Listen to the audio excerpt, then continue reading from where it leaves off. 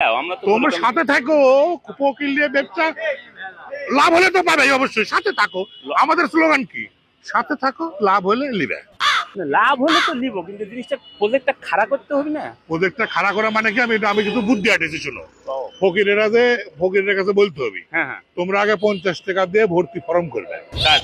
Card. আচ্ছা, ফকির কার্ডটা, শোনো একটা জিনিস কি, এখনকার দিনে তুমি যদি কোনো প্রকল্প করতে চাও তাহলে পরে তারা কিন্তু নিরাপত্তা দিতে হবে। না সেটা অবশ্যই দিতে হ্যাঁ, হবে, নিরাপত্তা দিতে হবে। ভিক্ষা করার একটা প্রপার নিরাপত্তা দিতে হবে। হুম। মানে চাঁদাবাজির যেরকম নিরাপত্তা দিতে হয়, হুম, হুম। এই এলাকা অমুক করবি, হ্যাঁ হ্যাঁ হ্যাঁ। ওই এলাকা অমুক ভাগ করে দেওয়া লাগে, সেরকম মনে করো ফকিরদের একটা গ্রুপ করে দেবো।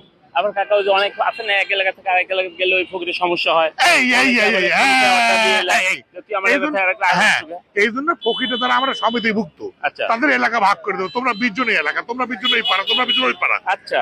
বাই রোটেশনে তোমরা 20 জন ওই এলাকার যাবে না, কালকে কালকে এই এলাকায় ঢুকবে। মানে আমাদের এই প্রকল্পের দায়িত্ব এটা থাকে। হ্যাঁ, মানে এই দায়িত্বগুলো দিয়ে মনে করো অর্ডার প্রতিদিন একটা কালেকশন থাকবে। রাইট।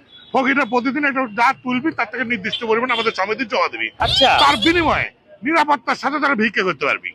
এবং আমরা বাড়িতে বলে দেবো, ভিক্ষুক সমাজের উন্নয়নের জন্য 5 টাকা ভিক্ষা চলবে না, 10 টাকা করে কমপক্ষে ভিক্ষা দিতে হবে। তোরা বিশ্বাস করবি তো?